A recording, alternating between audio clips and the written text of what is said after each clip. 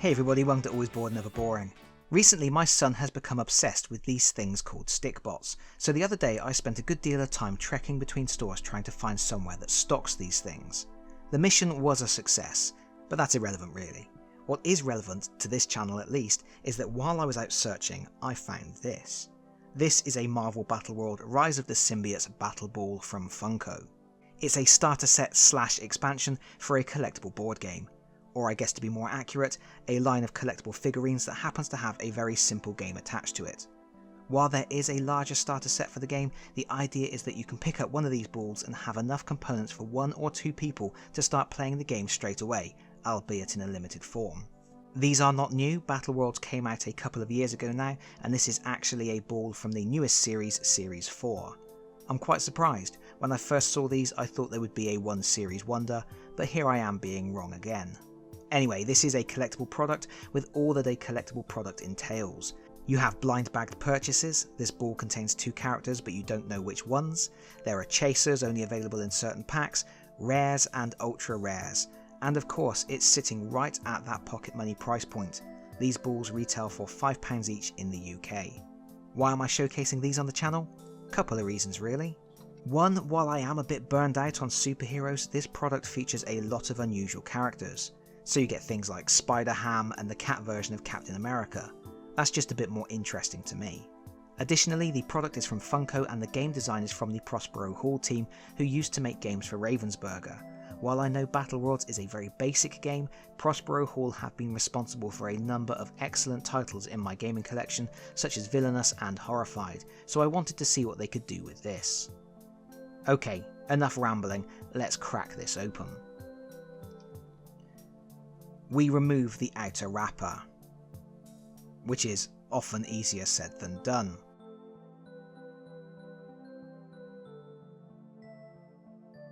But round and around and around we go, and then we open the ball. And let's see what we've got here.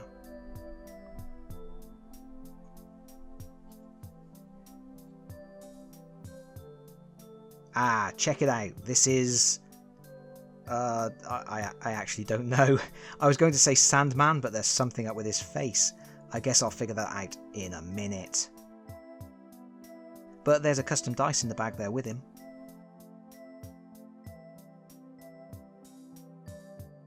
And then we get a bunch of other stuff. Actually, quite a lot of stuff for the price point. Okay, so this is our starting character, Sandmanatee. If we were going to start playing the game with just the contents of this box, which we will do in a moment, we would play as this pretty ridiculous hero.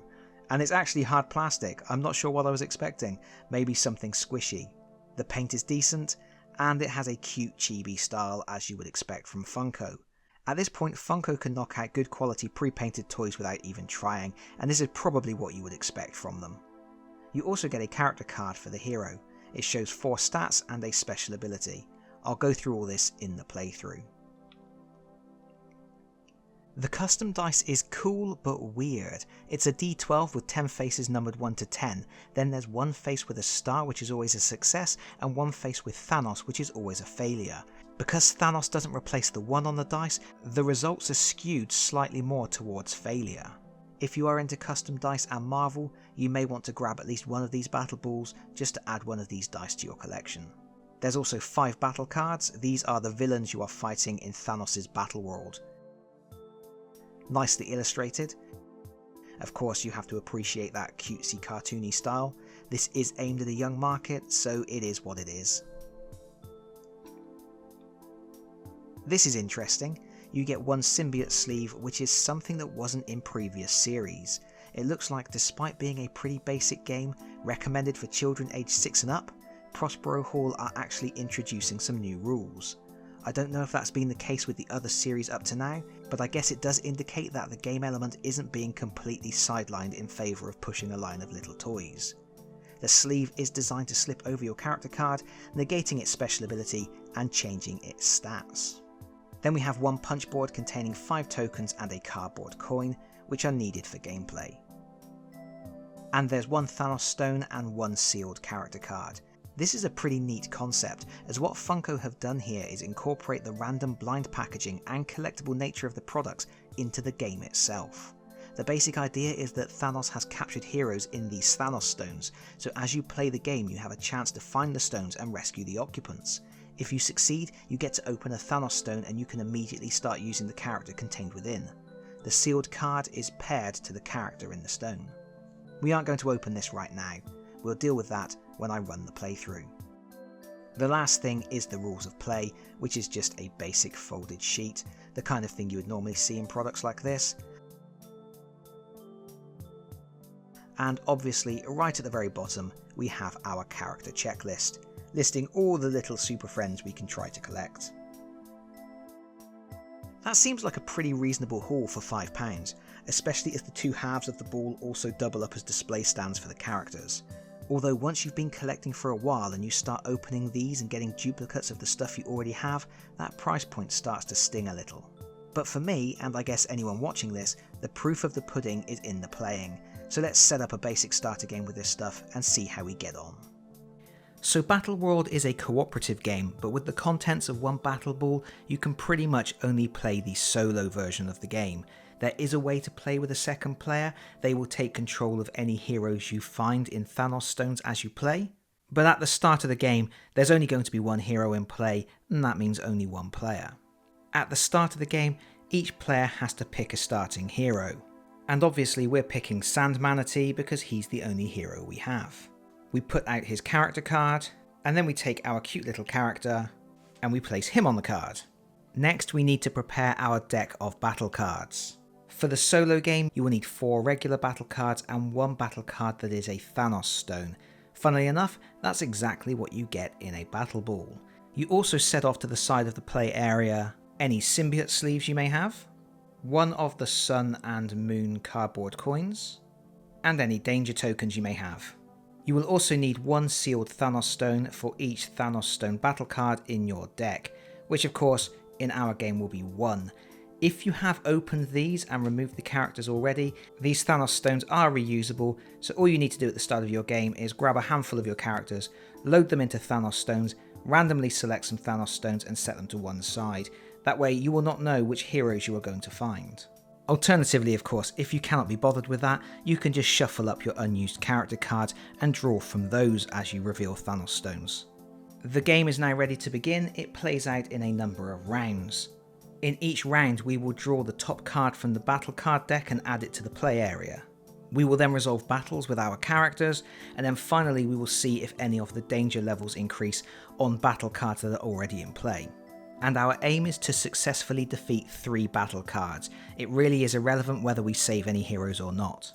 The number of battle cards you need to win will change based on the number of players in the game, but again in this solo version we are playing 3 is the target. Also, if we lose 3 battles, then it's game over. So we draw our top battle card, and we have found some Black Ice Berserkers. At the top we have 3 orange spaces, that is the danger track. If that ever fills up, then we have lost this battle. At the bottom of the card we have 2 blue spaces, that is the number of successes we need to claim this battle as a win. And then we have at the top a little sun icon, that means our danger track on this card will advance if we ever flip the cardboard coin and reveal that sun symbol. And then below the image we have the symbol of a little hurricane, and we have the value 9+. That little symbol represents an attack type, and that attack type is speed.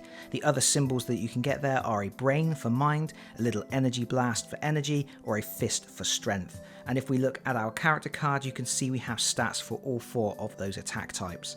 Unfortunately, for this speed stat, we only get +1. We now have to move our character to a face-up battle card, and even though we are not well equipped to deal with the Black Ice Berserkers, that is the only fight in town. So we move Sand Manatee onto that card, and we are now going to roll the battle dice.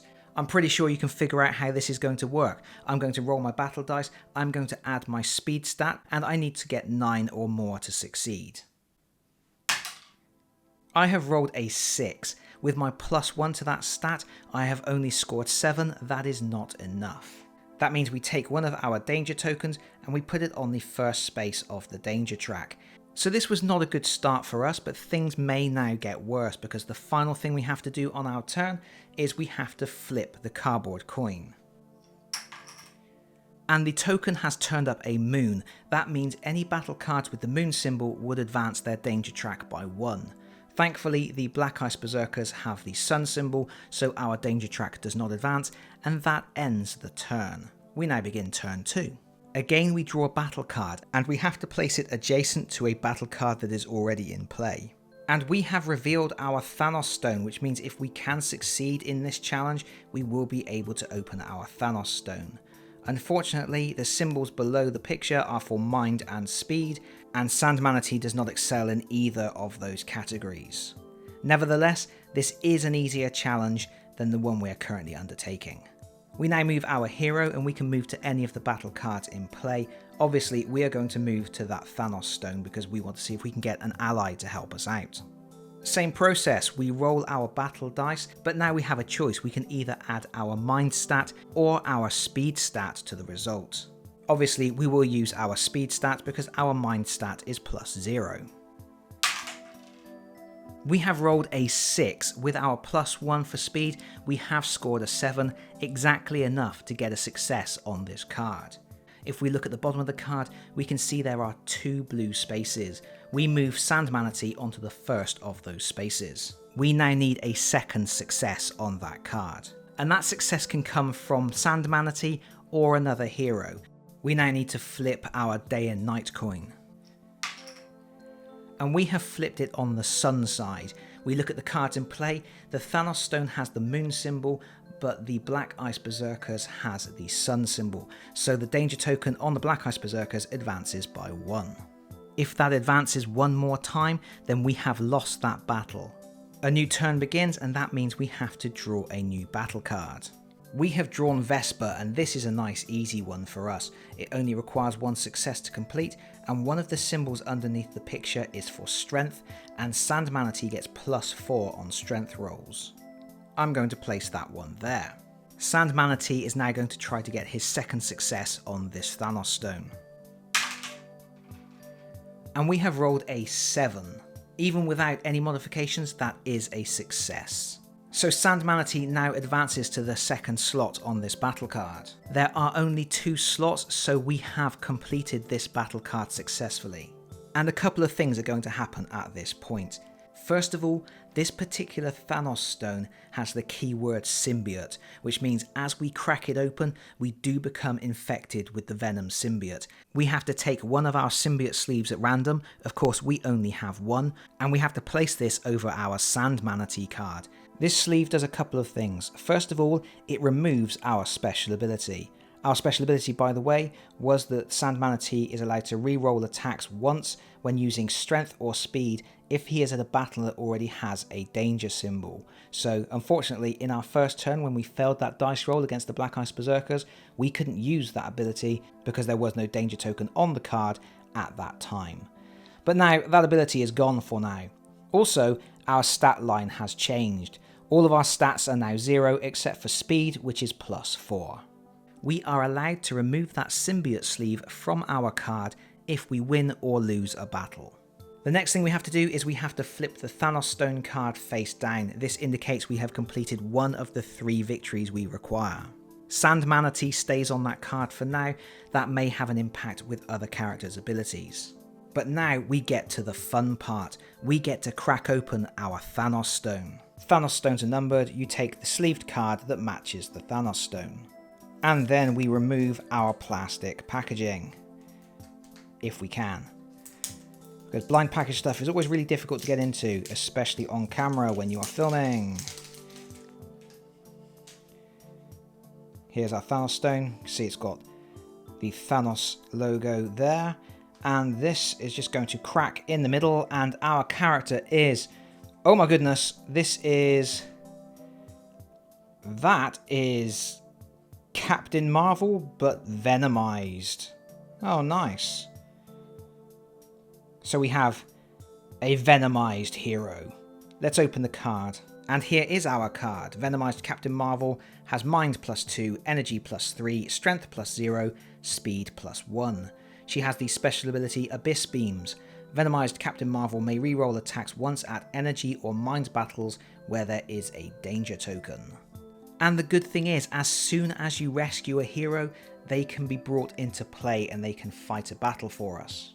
Obviously, it makes sense for our Venomized Captain Marvel to attack Vesper because Vesper has the energy symbol and Venomized Captain Marvel gets +3 on energy attacks. We roll. We have rolled a 5 with our +3 for our energy. That brings it up to 8, which is enough to defeat Vesper. Venomized Captain Marvel moves on to the success space. And because there is only one success space on that card, we immediately flip it over. We have 2 of the 3 successes we need for victory.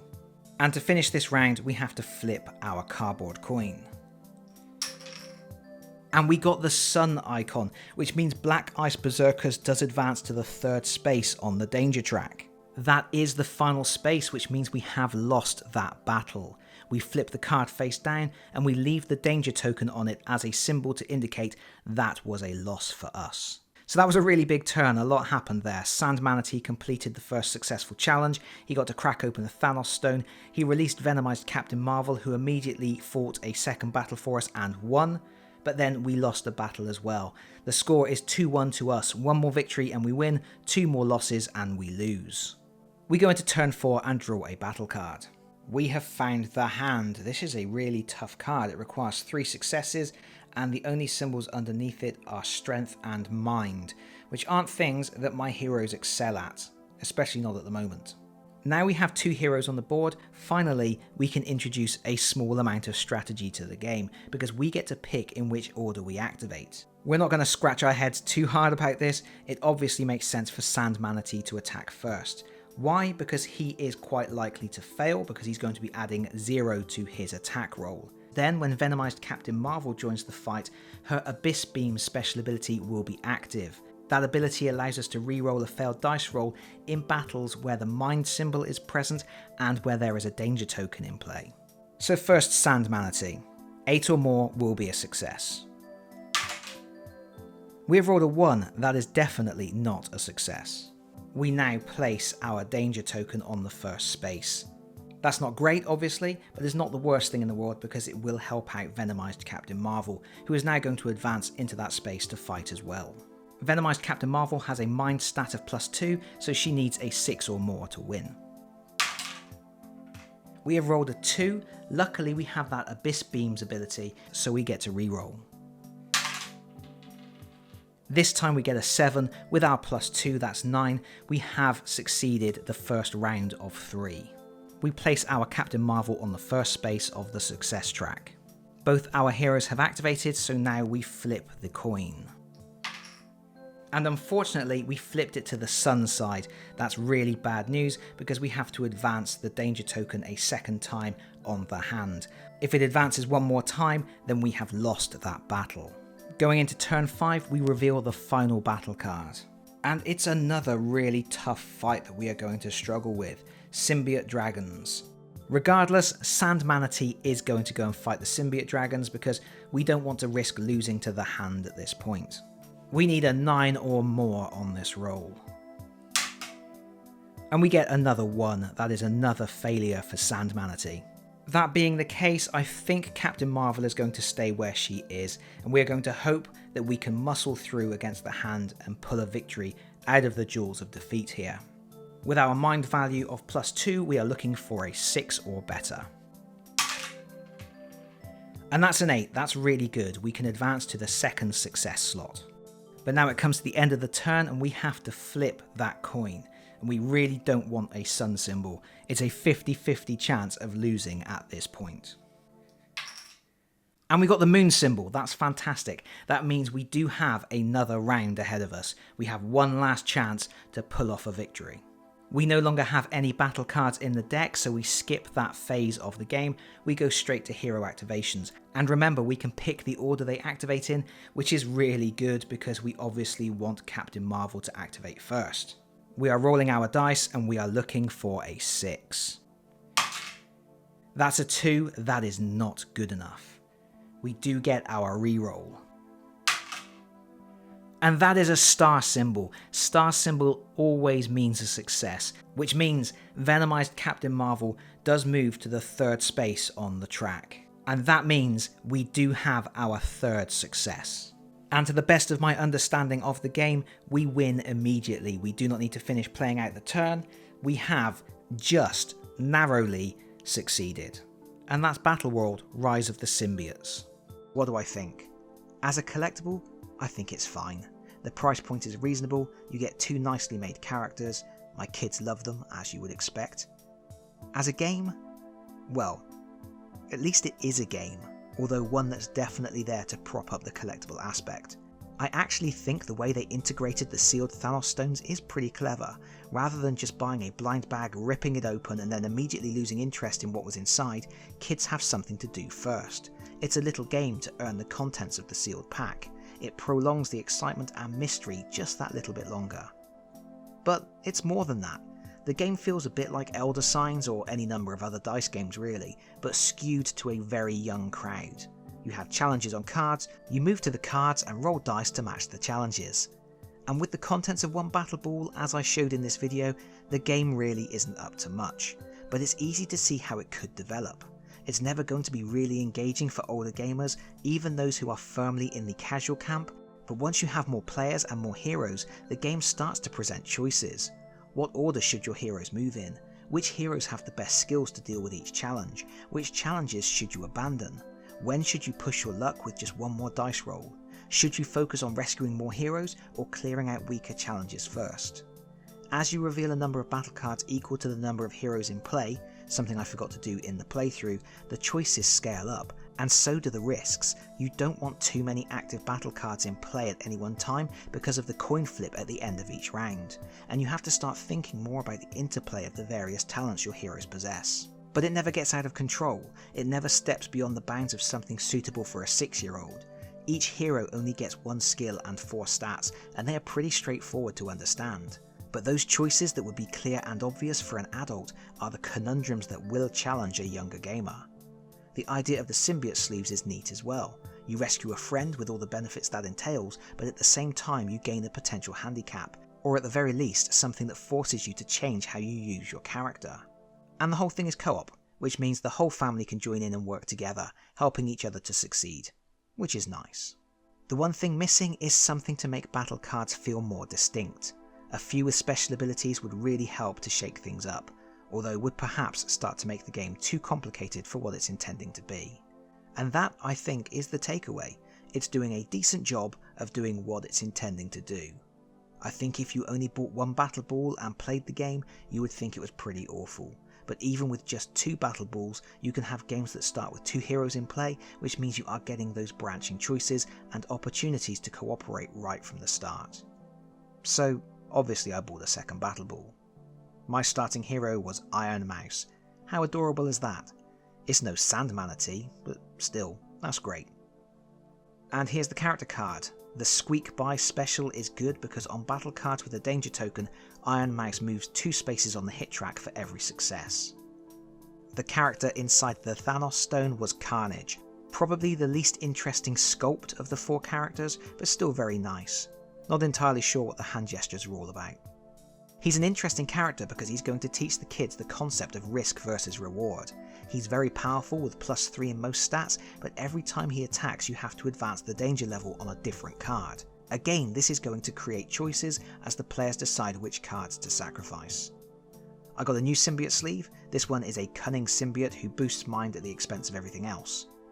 Then we have our 5 new battle cards, 4 regulars and a Thanostone. The Thanostone is different to the one from the first pack, but it's functionally the same and does have the symbiote keyword. I do like the colourful art on these cards. Oh, and in case you were wondering, the custom dice was the same. I'm assuming it's the same in each battle ball, so if you are a dice collector, don't bother buying more than 1 pack. And that's that. Hopefully someone has found this interesting. Thank you to the Always Bored Never Boring Club members, and thank you everyone for taking some of your valuable time to listen to me today. If you like this video, please consider pressing the like button. If you really like this video, please consider subscribing if you don't already do so, and hopefully I'll see you all again very soon. Bye bye everyone. Bye bye.